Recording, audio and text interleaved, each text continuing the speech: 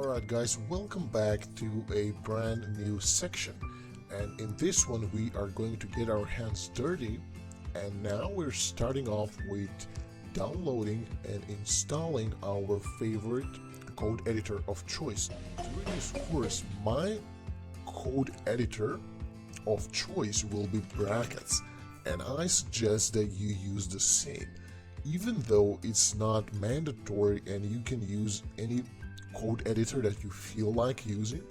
I'm just going to download my favorite one, which is brackets, and I'm going to tell you why in a second here. So just go to brackets.io, download it, and then install it.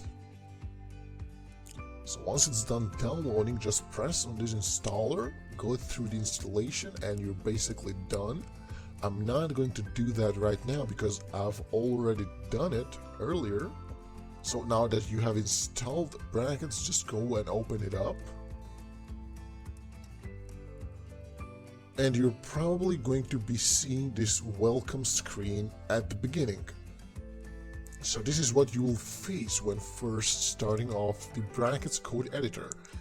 Now, one of the reasons I love brackets is because it has a lot of personalization and a lot of extensions to download. So since we are going to spend most of the time in this brackets code editor, we might as well personalize it to fit our needs. Alright, so for that reason I've prepared you 7 brackets extensions so we can enhance our experience during this course. Now I'll walk you through all of them.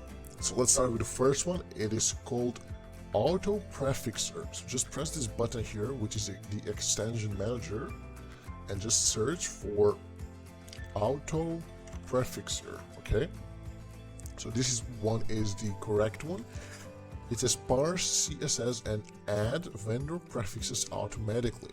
I've already installed this, so you press on install and it will be right there downloaded for you. And once you download it, what this does is basically sets automatic prefixes for CSS rules, which means that, for example, let's highlight this line here and just do edit auto prefix selection and see what happens. It adds a WebKit prefix for compatibility across all browsers. So this particular prefix is done so these linear gradient can appear as they should in Internet Explorer. So there are a lot prefixes like this, like WebKit. There is Moz for Mozilla. Now let's try something else here. For example, this code here. Let's make it compatible with all of the browsers. So you see that it adds WebKit prefix automatically. If Mozilla prefix is needed, it will be added as well, and this is a must when coding websites to be cross-compatible on all browsers, including Internet Explorer, Mozilla, Safari, Opera, etc. Alright, the next extension that I want to share with you today is called Beautify. So again, just search for Beautify. And one quick note here, this lecture is pretty important because once you've done setting up your brackets, you're not going to use this code editor only for this course, but you're probably going to use it for the rest of your web development career. Because now we're setting up these settings and personalizing it so you can have the best experience possible. Alright, now that we've covered that, type Beautify and download Beautify.io. I've already have, again, this installed, so just install it and restart brackets if necessary, and let's see what this Beautify extension does. So let's say that, for example, our code is messy here, it has some indents or same code lines, you know, it's not just good looking code as I would want it to be. This could happen even in your index HTML, but it's mainly for the CSS. So if we just select this messy code here, and if we right click Beautify, it should be right there. If it's not, highlight the whole thing, go to edit, and then do Beautify. and look what happens. It automatically fixes your code, it indents it the way it should. It just makes it beautiful. Now this is the case in the HTML as well. Just do beautify and you see how code gets fixed. Let's see if this is the case with something else. Let's try here maybe if it's going to fix the code. Yep, perfect. It just minimizes the HTML so it's lighter in size. Alright, even now you can do beautify on save, so once you save the document it will beautify automatically. Now I'm not able to save this because of administrator reasons, but once you do save your document it will create this beautify effect for you. Alright, next up is the brackets icons. Now I don't have this installed, so we'll demonstrate it live. Again, search for brackets icons, and this is the one that we need. Just press install.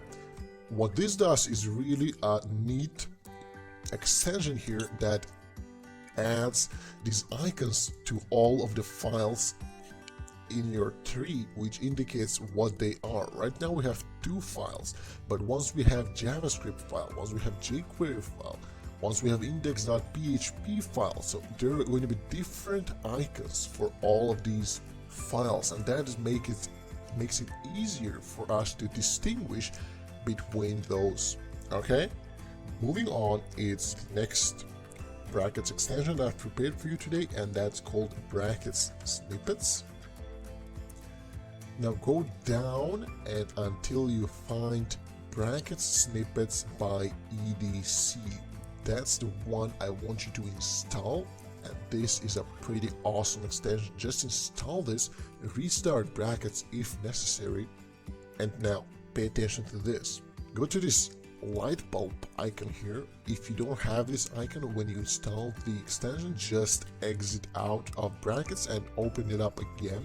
Now click on this icon here and you'll be presented with this window which is for creating snippets. Now let's try to create a snippet and see how it works. But before we do that, let's explain what a snippet is. Let's say that you are coding and you need to find how to shorten the time it takes for you to write some code. So let's say that you're writing some code over and over again, but instead copying and pasting it all over again, we can make a snippet for this code. So for example, let's say that I want to create a snippet for a YouTube video. So now I'm just going to write here YV. So let's say that this trigger here is a snippet for a YouTube video, and description YouTube video, and the scope, this is basically where the snippet will work. So right now let's say that I want this snippet to work only in HTML. So I'm just going to write here scope HTML, and this is the code that is going to execute once we type out the snippet trigger. So let's say that whenever I type YV, for example, I want the following code to appear. So div with a class of video, closing the div here, and inside we're gonna have this YouTube link here. Now pay attention, this can be any code that you want, any code that you feel like you're using a lot, you can create a snippet for it. So now we're just gonna save that, and now you see that the HTML scope, we have created only one snippet, which is called YouTube video. And now in our HTML, if I type the trigger buttons here, which were YV, we can see that this pops up here, which says the trigger name and the description. So right now, if I press on tab, look what happens. We have the created snippet here pasted for us in our HTML. Now this is not the correct markup, it doesn't really matter.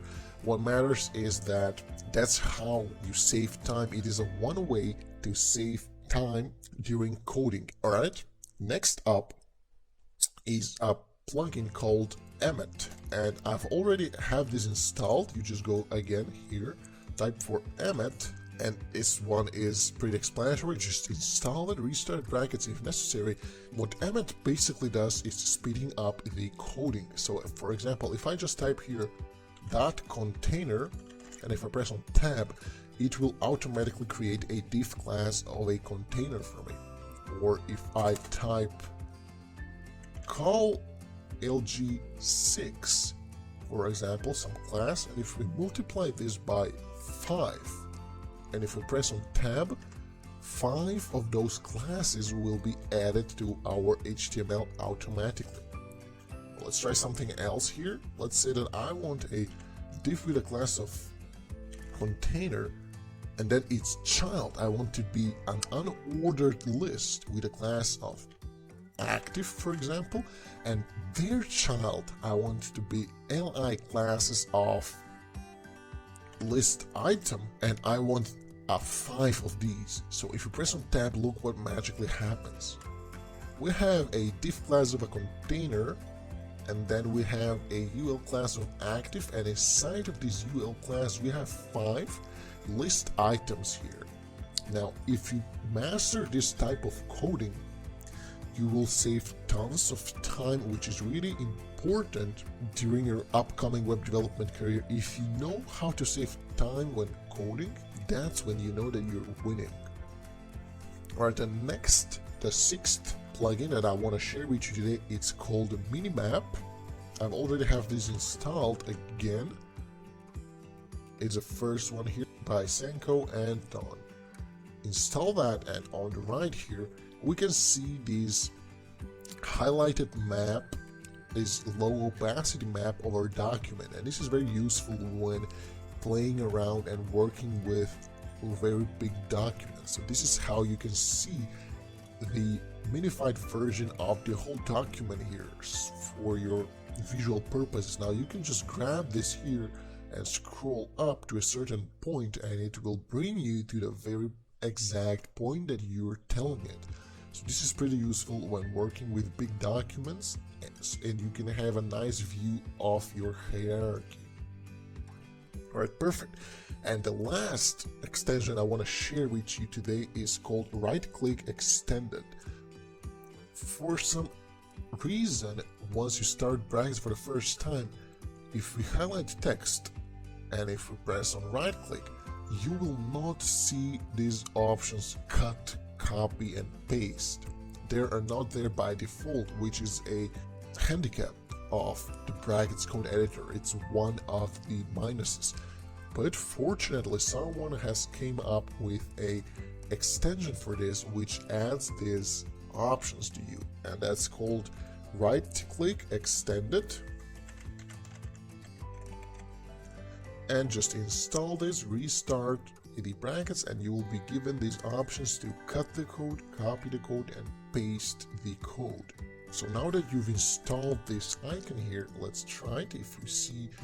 If we try here copy, and then if we press on Ctrl V to paste it, it's right there. If we try to cut and then paste it, it's right there. And that's basically it, guys. I hope that these plugins and extensions will enhance your journey and your experience using brackets during my course, but also during your web development career. Now that we've done this, let's prepare for the next lecture where we will be downloading and installing Photoshop CC. See you there. Alright guys, welcome back. This lecture will be about downloading and installing Photoshop CC free trial. Now, please note that if you already have Photoshop installed on your machine, feel free to skip this lecture as you will not miss anything. Alright guys, now just head on to your favorite web browser, go to Google and then just type Photoshop CC free trial. Click on the first link here, and now you will be given this website, and in the upper right corner you will see a button called free trial. Click on that and it will bring you to these steps you're just gonna write anything what you want here. Just make sure that you write non-professional use, and then you're gonna have to sign in with an Adobe username and password. Just write yours.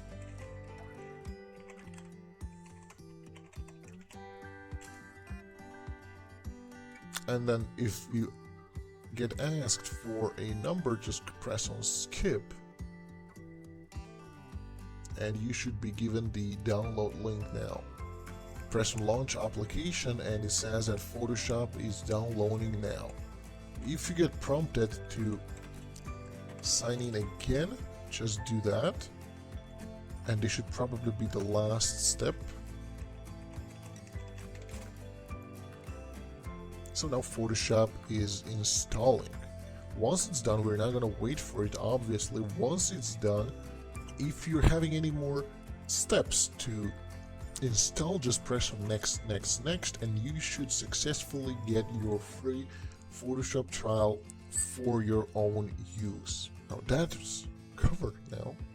And now let's open up Photoshop. I have it already installed, a Photoshop CC 2015 version. Yours will be probably newer, but it doesn't really matter.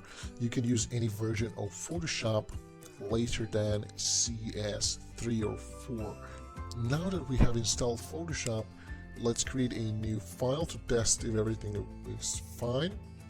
And just for a moment here, let's take a couple of minutes to get introduced to this work area, this environment, Photoshop environment, what it offers. Most of the time we will be using the move tool, the color picker tool, then we're going to use this color palette as well. We're going to get these color numbers from here. As you already know, each color has a different hex number, so we're going to need that a lot. Then if we write here anything, right now the font is pretty small, but we're going to need to use this fonts library here to identify the fonts that the document is currently using. Here will be the font size. Also here are the layers, and we are going to be looking at this window pretty often too, because we're going to need to convert some layers to smart objects for best practices. Don't worry about this, I'm going to go through it when the time comes. And that will be pretty much it, guys. Join me in the next lecture, where we are going to be setting up our project environment and slowly getting started converting the PSD design to a fully responsive website. See you there. Hey guys, welcome back to a brand new lecture. In this one we are actually starting off our project development section. Okay, so in this first lecture we're going to be setting up our project environment. So all the file structures, all the folders, all the necessary files we need in order to start coding and developing our PSD to HTML conversion website. Right, so without further ado, let's start. Create a new folder on your desktop and name it whatever you want. I'm just going to name it PSD to HTML5, and that's basically all you need to do. Alright, so open up brackets,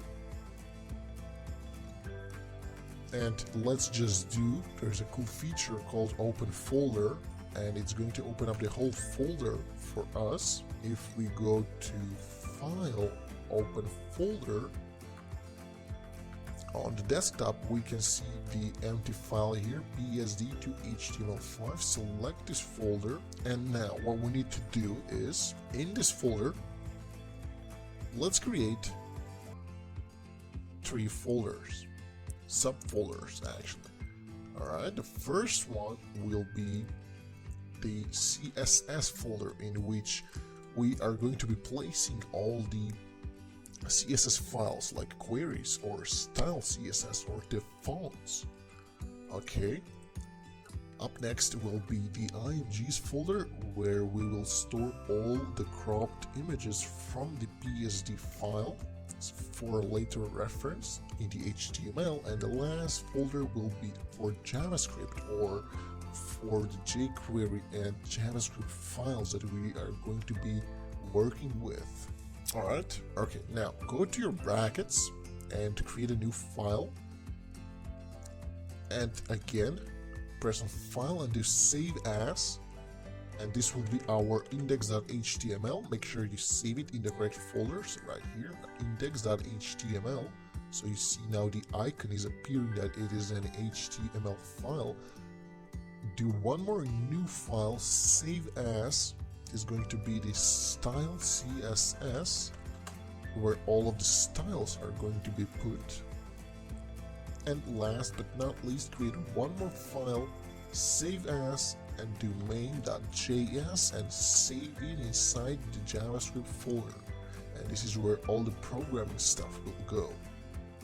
Okay, and that's basically it. Now what we need to do is grab jQuery version 3.0.0, so the latest version of jQuery. We're going to grab that.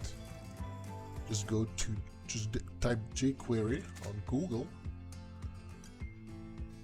Now download now. There's actually later version 3.1.0, the newest. So let's just download the compressed production of jQuery. So place this inside your PSD to HTML JS.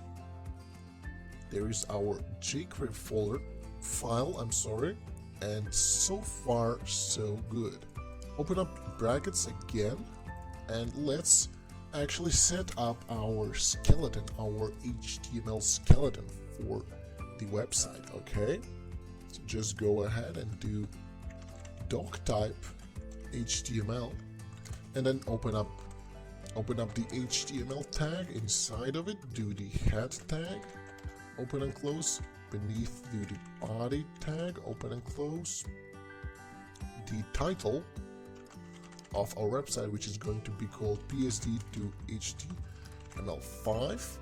Now that's basically it. Now let's create something here. Let's just type heading 1. This is a test message. So what happened here is that I have Beautify on save. I don't want that right now. I'm not going to use it. What's left to do in the head section is to link our style.css. So link rel style sheet type text CSS href CSS and link your CSS file. We're gonna need to link the very same thing with jQuery. So at the end of the body, make sure you link the jQuery first, and then at the bottom our main.js file. So script src js jQuery 3.1.0 minified, and underneath we're gonna link our file that we have just created here. Let's just do a reminder here, a comment, jQuery first, then JavaScript, just to remind us of this. Okay, I could have done C and then press on tab, and it will create a comment automatically thanks to Emmet. Okay, now that we have our file prepared, let's press on live preview and see what would happen here. Alright, we see that it's appearing, which means that everything is working properly. Let's test the CSS. Let's just change the color of this heading to red, and it works like charm. Now, one thing I want you to understand before continuing is that I'm going to use something new in our project for this course, which is called Reset CSS. Now, what is this? Pay attention to this. Web browsers such as Google Chrome, Opera, Safari or Mozilla, any web browser has a default styling for the elements. So there's a default margin for the paragraphs, there are default margins for the headings, margins for the body, paddings for the body, and this is all done to make the default look of a given website to be better on the eye, but that's not what we always want to have. I'd rather start off with a blank zero scratch document rather than having Google Chrome set up some CSS rules instead of me. So what we're going to do now here is install this reset CSS. One way to install it is to download a copy of the file, or what we can do is actually copy this code here. These are all CSS rules, remember, and just paste it on the top of our CSS file. And if we refresh, we can see that the default styles for the heading are totally gone. So there are no margins on the right, no margins on the top. The font is pure, the font size is pure, and if we remove this, you can see the difference. There's a difference, margins and paddings all over the place. So in this lecture, in this course, actually throughout this course, we're going to be using this reset.css to get a complete perfect starting point. Alright guys, the next thing that we need to do before we move on to the next lecture is to actually put on the required meta tags for cross-browser compatibility and the character encoding. So under your title, just write required meta tags, and the first one will be meta character set of UTF-8, which is just the character encoding, which will make your website readable on most of the computers. So just do this, and inside I'm just going to write explanations so you're not confused what these commands are. Character encoding. The next one is the meta tag, which is HTTP equiv is equal to XUA compatible. The content would be IE equals edge and Chrome equals 1. Now what this does is basically displays the web page in Microsoft Edge mode, and it also places Internet Explorer in the highest supported document mode. So let's just write that comment. Display web page in Edge mode, places Internet Explorer in the highest supported document mode. This is basically if the user opens up the website on Internet Explorer, so this increases the chances that he is going to see and have a perfect experience. And the last thing that we will need to write from the meta tags is for mobile views, and this is meta name viewport. The content would be width will be equal to device width, and the initial scale will be 1. Now what this is basically it's optimization for mobile devices. It says that the width of the website once the website reaches smaller screen would be equal to the device width, so there are no bugs shown right here and there. And the initial scale of the website should not be either zoomed in or zoomed out, but it should be on 1 instead. I'm just going to write here optimization for mobile devices. Alright, that is perfect. Let's just separate this content from the style sheets here. These are the required meta tags, and I'm going to copy and paste one snippet here, which we are going to be studying over right now. We can actually create a snippet for this, so why not? That's what snippets are for. Let's just create a snippet for it. Do this, create new. I'm just going to remove this YouTube video snippet that we did before, create new, and let's say that this will be for Shiv Alright, so HTML5 shiv and respond.js. It will be in the scope of HTML, and I'm just going to copy and paste this code here. And what this is basically, it says that if the browser is Internet Explorer 9 or up, execute these both scripts, which are downloaded and referenced from a CDN online library.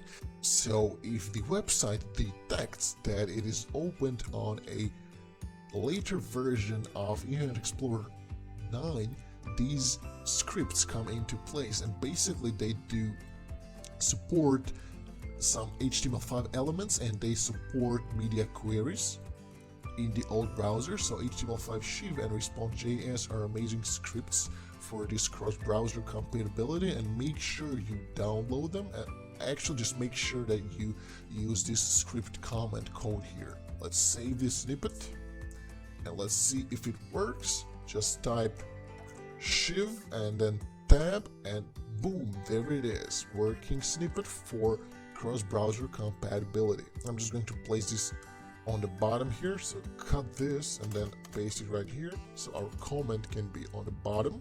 And that's basically it, guys, for now. Let's see if everything's working perfect. Still there, heading 1 is there, and I just noticed here that we have mistakenly wrote compatible instead of compatible. So just change these two, compatible. And one more mistake that we made is that we've put these parentheses here in viewport, and remove those as well. Alright, perfect.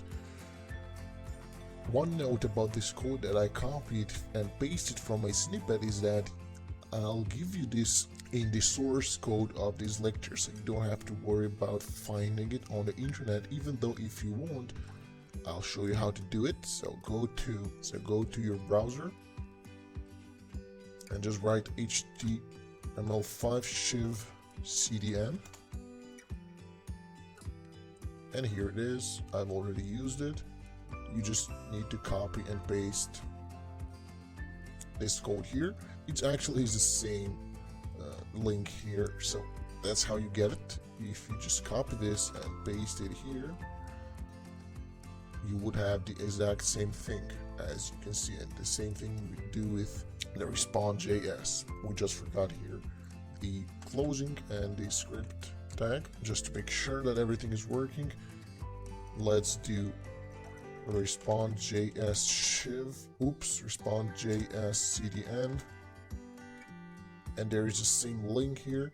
Copy this minified version and paste it right here, the very same links here. So that's it. Thank you for watching, guys. In the next lectures, we are going to be downloading the final project files, and in the next one after that, feel free to download my free gift for you, which is consisted of 25 finished and modern PSD designs to practice your skills on once you finish this course. I'll see you in the next lecture.